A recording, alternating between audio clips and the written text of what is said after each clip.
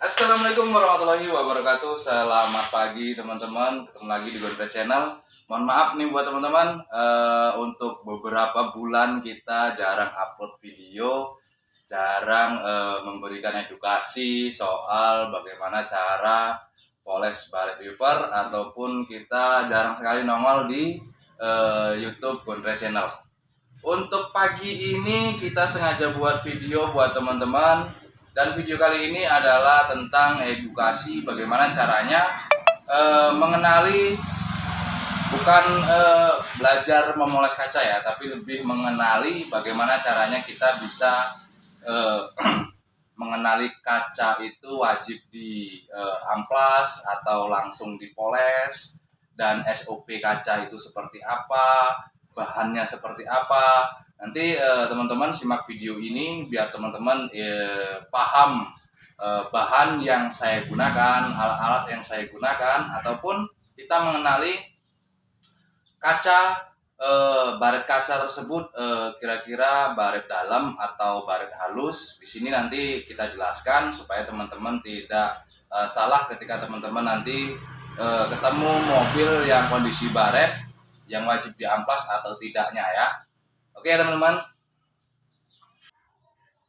Nah jadi teman-teman, di sini kita akan jelaskan bahan yang memang selalu aku pakai. Ini kan bahan yang aku pakai buat poles kaca. Jadi supaya teman-teman juga nggak gagal paham, nggak banyak tanya kan. Soalnya ada beberapa teman-teman kita yang langsung WA nanyain bahan apa, terus mesinnya pakai apa. Jadi di sini saya rekomendasikan buat teman-teman, kalau teman-teman memang mau belajar untuk tahap moles kaca ya. Jadi yang pertama adalah bahannya Susemi ini. Jadi Susemi ini seperti ini ya. Ini kalau bal-balan ya. Nah seperti ini ya. Ini tipis. Nah, Susemi ini saya beli di DIY ataupun di mall ya. Sebenarnya ini di online itu ada, tapi kenapa aku nggak beli di online? Karena kalau di online itu seratnya kasar. Jadi saya belinya nyarinya di DIY ataupun di mall. Saya pernah coba beli di online, ternyata seratnya lebih kasar. Jadi pas kita poles, untuk kita gunakan untuk memoles kaca itu menimbulkan suwir halus. Jadi kerja 2 kali malahan kan.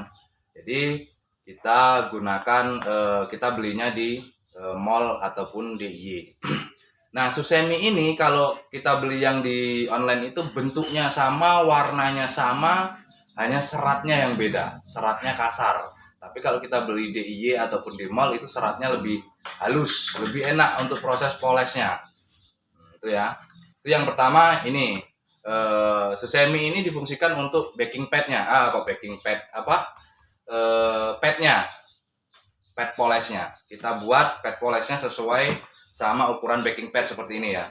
Kita sesuaikan sama ukuran backing pad. Misalkan kita gunakan backing pad 5 in, berarti kita sesuaikan backing pad 5 in. Kita tambah lagi nanti kan. Kalau ini kan ukurannya 3 in. Nah, kalau 5 in kan masih kurang ini kan, berarti tambah satu lagi nanti diukur, dibuat bulat. Yang kedua adalah amplas. Amplas ini kita gunakan sesuai dengan kebutuhan aja ya, sesuai dengan kebutuhan. Semisal kita ketemu kaca yang memang kondisi baretnya cukup dalam, itu sebenarnya wajib di amplas, wajib di amplas dulu ya, karena untuk mempercepat pengerjaan, karena kalau nggak kita amplas dengan kondisi baret yang cukup parah, itu proses polesnya itu bisa memakan waktu cukup lama dan menghabiskan tenaga ya, yang pasti. Jadi kita gunakan amplas. Amplas ini ada grid-gridnya. Yang saya gunakan kalau misalkan kondisi baret itu cukup parah, Itu yang pertama adalah grade 180. Ini ada tulisan grade 180. Ya. Grade 180 ini warnanya biru. Setelah itu baru kita turun grade. Turun grade di 360. 360, grade 360 itu warnanya merah. Setelah itu grade 600. 600 itu warnanya hijau. Itu grade-nya. Jadi aku gunakan 3 grade, 180, 360 dan 600. Warna biru, warna hijau, warna merah dan warna hijau ya.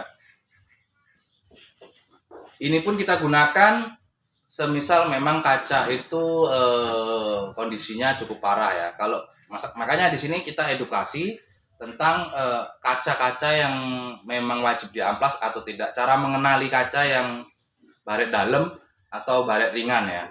Nanti kita jelaskan di sini cara mengenalinya. Selanjutnya ini adalah cerium.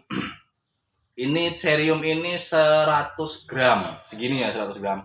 Ini belum aku buka sama sekali ini. Belum aku buka sama sekali. Jadi cerium ini 100 gram harga kurang lebih sekitar 70-80 ribu. Harganya segitu ya. Nah, soal belinya di mana? Kalau teman-teman kan kebanyakan nanya nih, linknya di mana kan? Nanti teman-teman boleh WA saya, nanti kan saya cantumkan di deskripsi nomor WA-nya biar teman-teman bisa langsung hubungi saya, dan buat teman-teman yang pengen belajar juga kan bisa langsung hubungi saya nanti kan di nomor WA yang sudah saya cantumkan. Nah, ini ceriumnya ya. Kalau teman-teman pengen tahu ceriumnya seperti ini. Ini 100 gram. Terus selanjutnya mesin. Nah, kalau mesin ini lebih ke bebas sih. Mesin ini tergantung dari teman-teman punya ya. Yang penting jangan pakai DA, karena kalau DA kan putaran itu vertikal horizontal. Jadi kalau untuk moles kaca lebih getarannya lebih kuat, resiko kaca pecah juga lebih tinggi. Tapi kalau yang rotari itu kan lebih stabil ya kan. Nah, kalau yang rekomendasi itu adalah merek DeWalt. Ini merek ini ya, merek DeWalt ini. Kenapa saya gunakan mesin DeWalt ini? Yang pertama, mesin DeWalt itu berat. Lumayan beratnya. Yang kedua, mesin DeWalt putarannya cukup stabil, cukup enak untuk moles kaca. Dan ketika kita menggunakan mesin DeWalt ini, itu tidak terlalu memakan tenaga kita waktu kita gunakan untuk moles kaca. Kenapa? Karena mesinnya sudah berat. Jadi cukup kita imbangi aja tenaganya, nggak perlu kita tekan. Karena memang dari mesinnya aja udah berat ya. Jadi setelah ini kita akan lanjut bagaimana cara mengenali kaca itu baretnya dalam atau baret ringan ya. Oke. Nah, jadi selanjutnya kita jelaskan cara mengenali baret dalam ataupun baret ringan ya. Yang pertama di sini saya hanya menjelaskan saja ya, tidak praktek secara langsung. Karena di video-video sebelumnya saya sudah pernah tutorialkan bagaimana cara memoles yang benar. Tapi kalau di video kali ini hanya sekedar edukasi atau menjelaskan saja, tidak secara detail saya jelaskan cara molesnya ya. Nah, di sini saya jelaskan edukasi soal mengenali kaca itu baret dalam atau baret ringan. Jadi yang pertama biasanya saya gunakan itu pakai kuku. Ya. Biasanya saya gunakan pakai kuku. Jadi seperti ini. Biasanya saya gunakan pakai kuku seperti ini. Misalkan kondisi kaca itu terlihat baret ya. Berarti saya gunakan pakai kuku. Kalau terasa di kuku itu biasanya bisa dikategorikan baret itu baret dalam, bisa dikategorikan baret sedang lah. Tapi belum bisa dipastikan juga kalau misalkan pakai kuku. Kenapa? Karena kalau pakai kuku kan lebih nggak bisa masuk ke dalam baretnya itu loh. Jadi cara kedua biasanya saya gunakan itu jarum pentul. Tahu kan jarum pentul teman-teman? Nah, Jadi biasanya saya gunakan jarum pentul untuk mengetahui baret itu baret dalam atau baret ringan atau baret sedang. Karena kalau misalkan kita ragu pakai kuku, itu saya gunakan jarum pentul. Kalau jarum pentul kan bisa rasa banget itu kan, bisa masuk ke baretnya itu kan. Jadi bisa kerasa banget di tangan baret itu baret dalam atau baret sedang atau baret ringan ya. Oke. Selanjutnya di sini saya jelaskan soal SOP-nya ya. Jadi buat teman-teman yang belum tahu tentang SOP poles kaca baret itu seperti apa, teman-teman tonton video ini sampai selesai biar teman-teman juga tahu bahwa semua pekerjaan itu ada SOP-nya, dan SOP ini wajib teman-teman patuhi, wajib teman-teman gunakan. Supaya apa? Supaya pengerjaan teman-teman juga lebih safety, lebih aman. Oke, untuk SOP-nya, jadi kaca itu kan beda sama body. Kalau body oke lah, misalkan gagal paling-paling botak kan, botak disiram, sulam, beres perkaranya kan. Tapi kalau kaca sampai gagal ya udah amsyong alias ganti kaca baru. Dan untuk ganti kaca baru yang original harganya cukup luar biasa, mahal kan, bukannya murah. Jasanya nggak seberapa, harga ganti kacanya yang bonyok karena harganya mahal kalau yang original. Nah, jadi kita harus tahu nih SOP poles kaca itu seperti apa. Yang pertama SOP-nya adalah setiap kaca depan ini itu ada garis hitam. Ada garis hitam atau pembatas bagian pinggir. Nih, pembatas bagian pinggir ini ada garis hitam. Nah, garis hitam ini kalau teman-teman moles kaca baret ataupun kaca jamur dan lain sebagainya, untuk terkhusus kaca depan ini, kalau semisalkan teman-teman moles, usahakan jangan paksakan baretnya hilang untuk di bagian yang masuk bagian garis hitam, karena garis hitam ini sudah terlalu sensitif. Itu SOP-nya ya, itu sudah terlalu sensitif. Itu hanya bisa dilakukan oleh teman-teman yang memang sudah berpengalaman atau memang sudah bergelut di dunia poles kaca baret. Kalau teman-teman masih pemula, masih belajar, jadi teman-teman harus tahu dulu bahwa garis hitam di bagian pinggiran kaca itu itu sangatlah sensitif, sangat sensitif. Jadi teman-teman harus, yang pertama teman-teman harus perhatikan suhu panas, karena bagian pinggir itu rentan banget kalau terkena panas tinggi, panas dari polesan ataupun getaran dari mesin. Jadi kita harus menghindari. Yang kedua, sekalipun kita pengen hilangin baret di bagian yang sudah masuk di garis hitam, itu kita yang pertama harus perhatikan suhu panasnya. Itu yang penting, suhu panas, artinya kita harus rajin spray pakai air.